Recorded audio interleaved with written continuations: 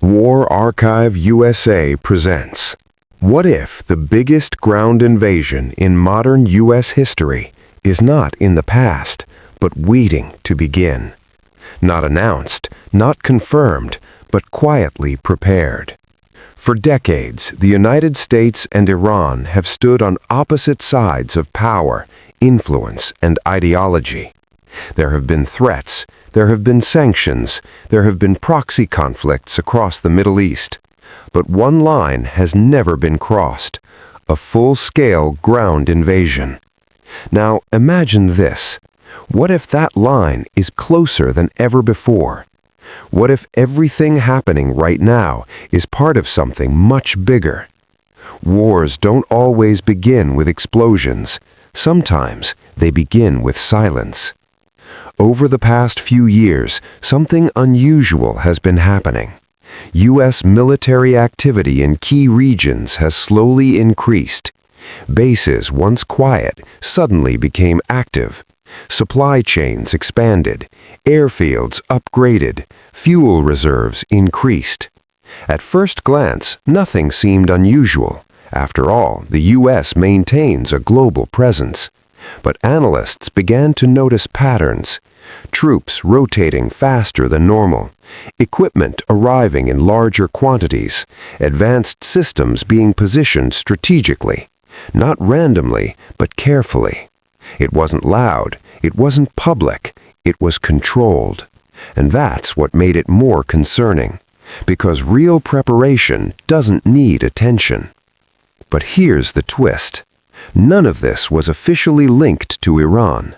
No announcements, no warnings, no clear explanation, just movement. And in military strategy, movement always means something.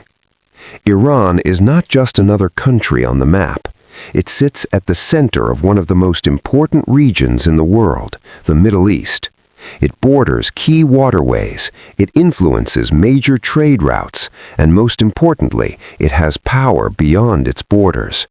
Iran's influence stretches through allied groups across multiple countries.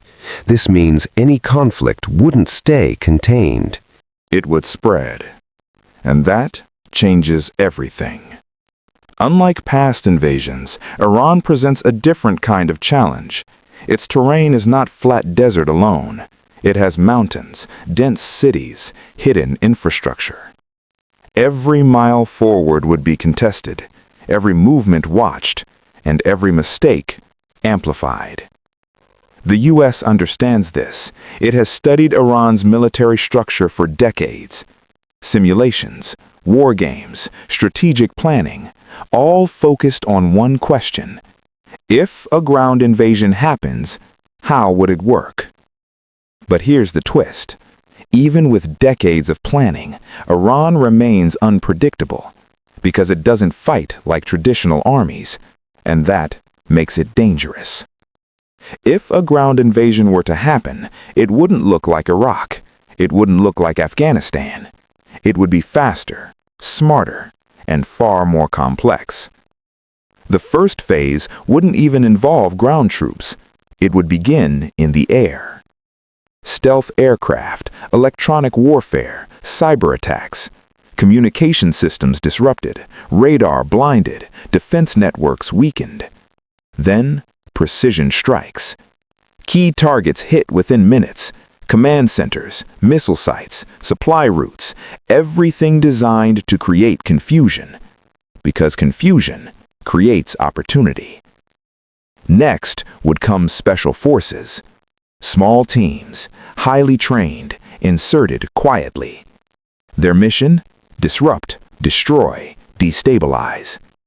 Only after that would ground forces begin to move, not from one direction, but from multiple entry points.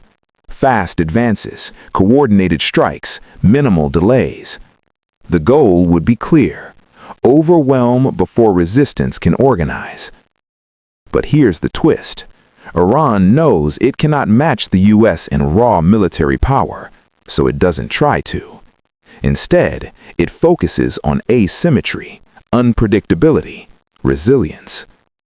Iran has built underground facilities, deep bunkers, hidden missile systems. Some are invisible from the air, some are protected by layers of defense. This means even precision strikes may not be enough. And then there's geography. Mountains that slow movement, narrow passes that create choke points, cities that turn into battle zones. Urban warfare is the hardest type of combat. Every building becomes a threat, every street a risk. And in that environment, technology loses its advantage. Numbers don't guarantee victory. Time becomes the enemy. But here's the twist. Iran doesn't need to win quickly. It only needs to resist long enough to change the outcome. A ground invasion of Iran wouldn't stay local. It couldn't. The region is too connected. Oil routes could be disrupted. Global markets could react instantly. Allied groups could enter the conflict. What starts as one operation could expand into something much bigger. Multiple nations watching, some supporting, some opposing. And once more countries get involved, control becomes impossible. History has shown this before. Conflicts grow, lines blur, and consequences spread far beyond the battlefield. But here's the twist. In today's world, the impact wouldn't just be regional, it would be global. Economies shaken, energy supplies disrupted, political alliances tested. Everything connected, everything affected. Now imagine this moment. The operation begins. Missiles launched, airspace controlled, forces moving in. Everything happening at once. Fast, precise, overwhelming. But then, something unexpected. Resistance stronger than predicted, systems that don't fail, defenses that hold. Time slows down. The operation that was meant to be quick becomes complicated. And that's where everything changes. Because in war, the longer it lasts, the more unpredictable it becomes. And once it reaches that point, there's no turning back. So now the question isn't just about invasion, it's about consequences. What would it actually achieve? What would it trigger? And most importantly, is this a real possibility or a strategy designed to keep the world guessing?